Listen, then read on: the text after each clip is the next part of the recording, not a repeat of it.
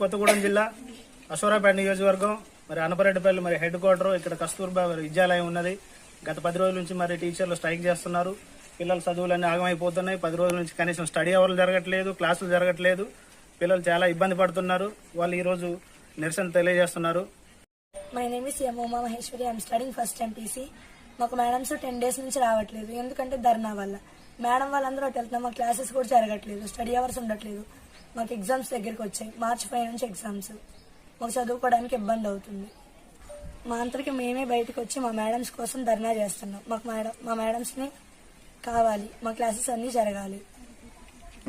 We want classes. We want teachers. We want teachers. We want classes. We want classes. We want teachers. We want teachers. We want classes. We want classes. We want teachers. We want